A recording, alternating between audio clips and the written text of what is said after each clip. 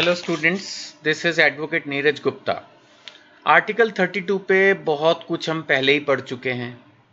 आपको पता है आर्टिकल 32 क्या है। फंडामेंटल राइट्स अगर हमारे वायलेट हों तो हम डायरेक्ट सुप्रीम कोर्ट को अप्रोच कर सकते हैं कि हमारा ये पर्टिकुलर फंडामेंटल राइट वायलेट हुआ है, आप हमें इसमें जो है एडिक्वेट रेमेडी दीजिए।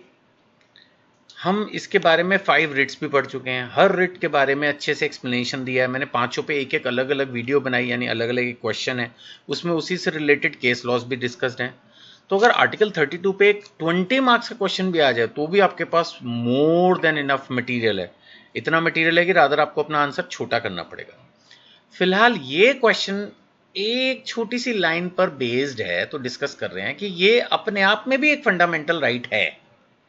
फंडामेंटल राइट्स तो बहुत सारे हैं, लास्ट में एक आर्टिकल 32 डाल दिया कि भाई अगर कोई फंडामेंटल राइट वायलेट हो तो आर्टिकल 32 में आप अपने उस फंडामेंटल राइट की वायलेशन के लिए सुप्रीम कोर्ट में आ सकते हैं। तो ये भी तो अपने आप में एक फंडामेंटल राइट है ना। ये ना हो तो बाकी के तो वैसे ही यूजलेस हो जाएंगे।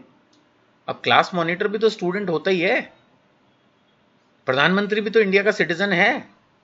ऐसे ही बहुत सारे फंडामेंटल राइट्स में सबको इंश्योर करने के लिए एक और राइट बनाया, वो भी तो अपने आप में फंडामेंटल राइट है। तो इसमें डाउट क्या है? इसमें बिल्कुल कोई डाउट नहीं है, क्योंकि अगर ये ना हो तो बाकी के फंडामेंटल राइट्स तो देखा जाए मीनिंगलेस हो जाएंगे। क्योंकि अगर उसको किसी ने वायलेट किया तो जाए कहां? पांव रखने की जगह तो चाहिए। तो आर्टिकल 32 है ना, तो इस हिसाब से है article 32। So it guarantees the right to move the Supreme Court for the enforcement of fundamental rights. आप समझ रहे हैं? ये जो आर्टिकल 32 है ये गारंटी करता है कि आप सुप्रीम कोर्ट जा सकते हैं for the enforcement of fundamental rights. Doctor B R Ambedkar ने क्या कहा? It's the heart and soul of the constitution. ये एक इफेक्टिव रेमेडी है जब फंडामेंटल राइट्स वायलेट हों। तो article 32 as the heart and soul of the constitution, ये एक समझ लो सबसे इंपॉर्टेंट होते हैं ना, जो वो है सबसे इंपॉर्टेंट फंडामेंटल राइट्स कॉन्स्टिट्यूशन के सबसे इंपॉर्टेंट। और उनको एनफोर्स करने के लिए, एप्लीकेबल करने के लिए, उसका रियल सेंस में उस फंडामेंटल राइट को एंजॉय करने के लिए आर्टिकल 32 चाहिए। तो ये डेफिनेटली अंबेडकर साहब ने बिल्कुल ठीक कहा, as the heart and soul of the constitution, सबसे मेन है। Why it is a fundamental right? Because it ensures that the protection and enforcement of other fundamental rights. यही तो इंश्योर करता है कि हाँ, आपके जो भी फंडामेंटल राइट्स हैं वो आपको मिले। विदाउट दिस, अगर ये ना हो तो फंडामेंटल राइट्स आपके हो जाएंगे मीनिंगलेस, क्योंकि उनका बेनिफिट आपको मिल ही नहीं पाएगा। There will be no guaranteed mechanism for their enforcement. जो बेनिफिट आपको मिला उसको एनफोर्स कैसे करोगे? वहीं तो जाके गाड़ी अटक जाएगी ना।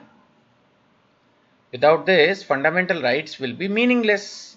अब राइट टू इक्वालिटी लिख के बैठे रहो आप, उसको अगर कोई प्रॉब्लम आ रही है और जाने के लिए कोई रास्ता ही ना हो तो फिर क्या फायदा है? आप खुद सोचिए ना, अगर सुरक्षा सुरक्षा सुरक्षा ये सब हम बोलते रहे और पुलिस स्टेशन ना हो तो सुरक्षा के लिए जाओगे कहाँ? अगर किसी ने वो सुरक्षा आपकी भेदी, आपको तंग किया, कोई प्रॉब्लम की, तो आज तो सबको पता है कि 112 नंबर मिलाओ, पुलिस स्टेशन जाओ। पुलिस स्टेशन ना हो तो सुरक्षा कैसे होगी? अल्टीमेटली चाहे वो बैठे हुए पुलिस स्टेशन के अंदर भी, लेकिन चोरों को, मुजरिमों को पता है कि पुलिस स्टेशन है तो वो पंगा लेते ही नहीं। ऐसे ही आर्टिकल 32 है तो फंडामेंटल राइट वायलेट करने से पहले कोई सोचता है ना कि हाँ, उसको पता है कि अगर फंडामेंटल राइट वायलेट हुआ तो आर्टिकल 32 में एप्लीकेशन चली जाएगी और अल्टीमेटली तो फिर जो सही है वही प्रिवेल करेगा। तो बेटर है कि हम ना ही करें, right? So it guarantees basically a mechanism for the enforcement of fundamental rights. आपको पता ही है कि यहाँ पर supreme court can issue writs, और कौन कौन सी हैं? Habeas corpus, mandamus, prohibition, then certiorari and quo warranto.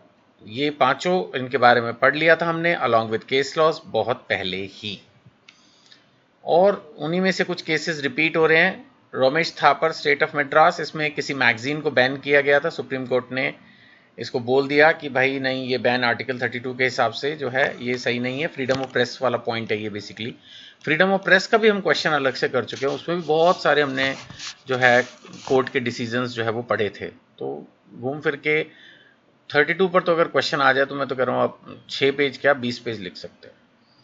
SP Gupta, union of India, ये पीआईएल का था, आपको याद होगा अगर केस लॉ, पीआईएल भी हमने पढ़ा था, उसमें भी कुछ केस लॉज में ये one of the main landmark था। इसमें भी लोकस स्टैंडी वाली बात आई थी, अगर आपको याद हो।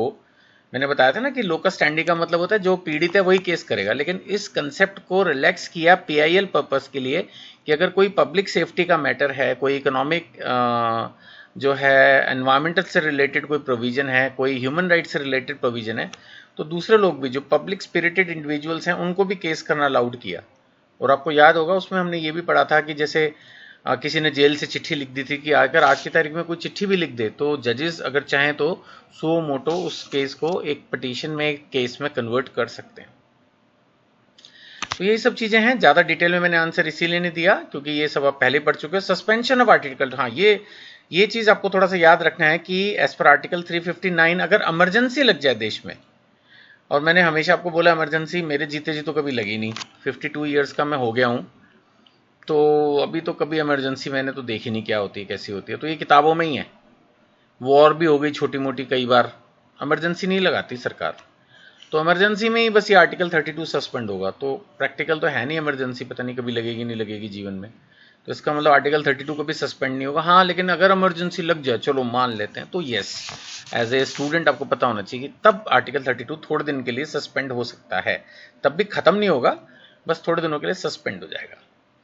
कंक्लूजन यही है, it's not a procedural right but also a substantive fundamental right. अपने आप में ये खुद एक फंडामेंटल राइट है, यानी एग्जाम में अगर फंडामेंटल राइट्स के बारे में लिखा जाए तो आर्टिकल 32 भी लिख के आओ, क्योंकि ये अपने आप में भी एक फंडामेंटल राइट है और ये इंश्योर करता है कि all other rights are meaningful and enforceable.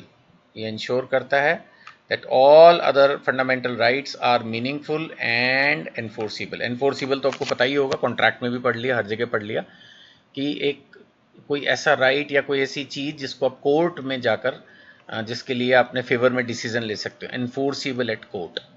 So all other fundamental rights article 32 की वजह से मीनिंगफुल एंड एनफोर्सिबल हैं। सो आई होप क्वेश्चन आपको क्लियर। फिर भी डाउट हो तो इन नंबर्स पे आप व्हाट्सएप कर सकते हैं, और मेरी जो बुक है उसको खरीदने के लिए भी इन्हीं नंबर्स पे आपको कांटेक्ट करना होगा। यूट्यूब पर अगर वीडियो देख रहे हैं तो वहाँ पर भी आप क्वेश्चंस लिख सकते हैं, मैं आंसर कर दूंगा। Thank you.